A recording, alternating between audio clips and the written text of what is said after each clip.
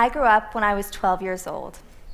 My friends were busy experimenting with electric blue eyeshadow and root beer-flavored lip smackers, swooning over that new greasy-haired boy. And so was I. That was until I got drop-kicked by a word with more syllables in the back of a package of Hostess cupcakes.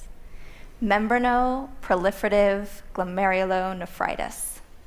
That's a mouthful, or a lungful, for my sister Leia, whose lungs began to drown in fluid. Leia, at age 16, was my kingdom come. I worshipped her. She's sick. Injustice had chosen the closest thing I had to divinity as the butt of his cruel joke.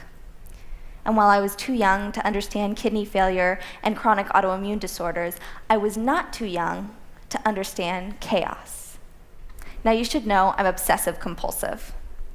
My bookshelf at home is alphabetized, including all 21 of my Nancy Drew novels.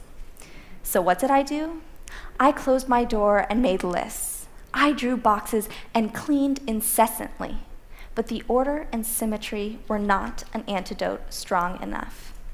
It wasn't until I let myself be wrapped in the dizzying embrace of chaos that I found peace in leaving some messes untidied and some questions unanswered. So much beauty can come from chaos, but it's not the obvious kind. It's subtle and dazzling and, yes, uncontrollable. It was mayhem that healed me. But why was I chaos deficient? Well, as it turns out, it's not just me, it's an epidemic. Dr. Jonathan Marshall of the University of Technology in Sydney has diagnosed humanity in saying that we flee from disorder because it's associated with evil. In short, the phobia of disarray has become so prevalent that we've come up with a quick fix. So what's the wonder drug? It's order. And the moment it's lost, that's where the fear lies. We are forgetting, though, that often the greatest things transcend our realm of comprehension. But even beyond that is the physical hardwiring of the human body toward chaos. Harvard Medical School professor Ari Goldberg, through his multi-decade studies of EKG patterns, discovered that rhythmic behaviors are a symptom of pathologies such as epilepsy and Parkinson's disease, while chaotic physical function indicates health. So what about the brain? Psychologists of the University of Minnesota, Kathleen Vose, placed volunteers in messy and neat rooms and asked them to do busy work. After a period of time, they were given a creativity test. Those in the chaotic environment were vastly more likely to stray from the ordinary and invent something new. That's why it's important that your body and mind exist on the edge of chaos, because it is the stem of creativity and the birth mother of spontaneity and genius.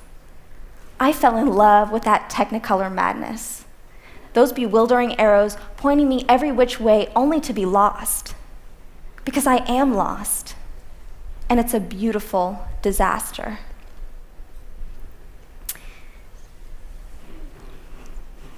I'm never going to understand what happened to my sister. But my hands are tired of gripping a makeshift reasoning I created to try and make order. It was in those months following Leia's diagnosis that chaos and I became better acquainted. Now my bookshelf at home is still alphabetized and my room still clean. But I dance like I have something to prove, like I don't care about looking stupid. I run faster than any fear I've ever known. I trust blindly, and I love unconditionally, and I held my sister's hand in that hospital even though I had no idea what would happen. It was the toss of a coin, the roll of a dice. But why clutch the last scraps of reason when it's so much more pleasant to free fall? And as for that phobia of the unknown, the order, it isn't working. So I'm going to prescribe something new. A healthy, hearty dose of chaos. Doctor's orders. Thank you.